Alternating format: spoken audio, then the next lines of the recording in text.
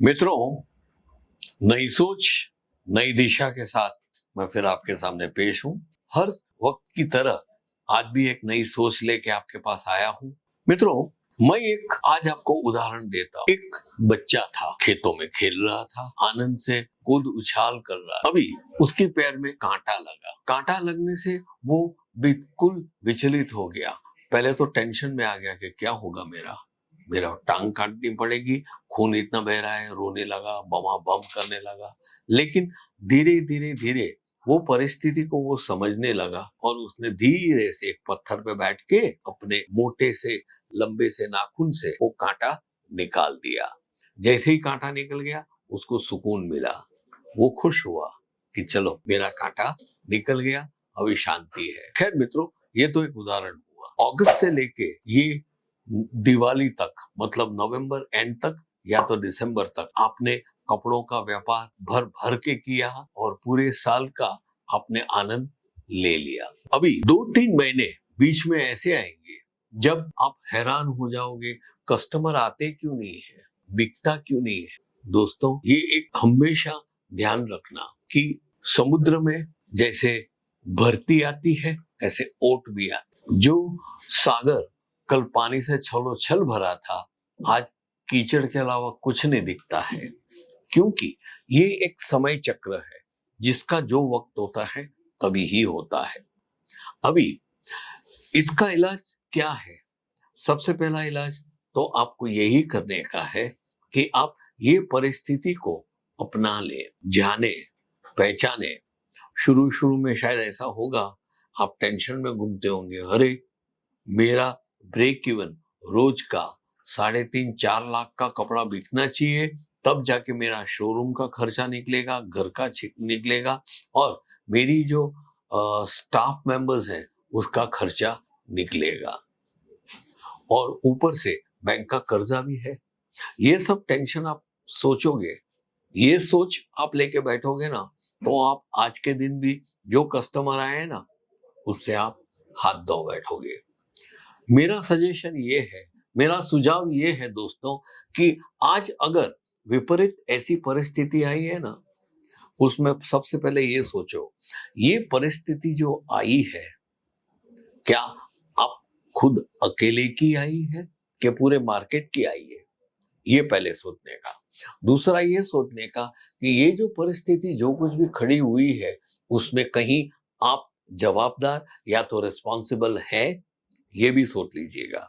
ये होने के बाद आप जरूर से इतना सोचोगे कि नहीं यार, ये बहुत कॉमन चीज है।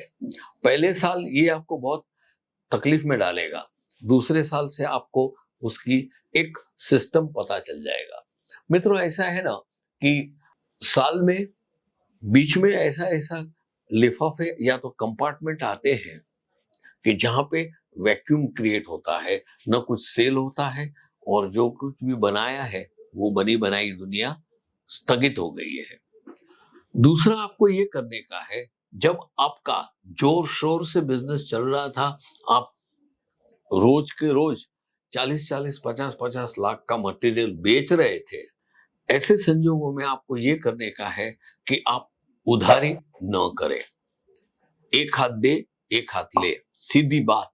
दूसरा, अपनी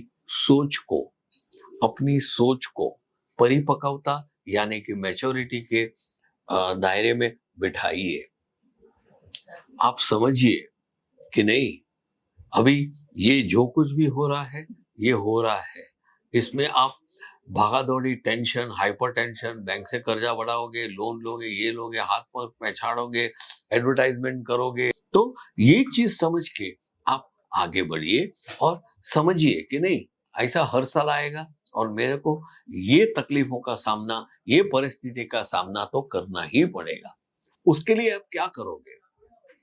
आप जानते हैं कि अगस्त से लेके नवंबर एंड दिवाली तक आप जम के बिजनेस कर रहे हो, तभी आप जो कपड़ों के रेट्स रखते हो उस पे ध्यान दीजिए।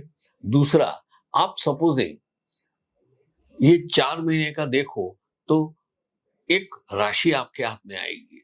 ये 4 महीने में जो आपने कमाया है उसमें से सब खर्चा निकाल निकाल निकाल निकाल, यहाँ तक कि स्टाफ को बोनस देना था वो भी दिया, मिठाई देनी थी वो भी दी, और अपने सर्कल में जो दिवाली गिफ्ट देनी थी वो भी आपने ले ली, क्योंकि पैसे थे, आपने खर्च किए और सबको खुश कर दिया, क्योंकि आने वाले साल में उनका ही हेल्प लेने का है। तो यहां से हम आगे बढ़ेंगे कैसे मालूम है?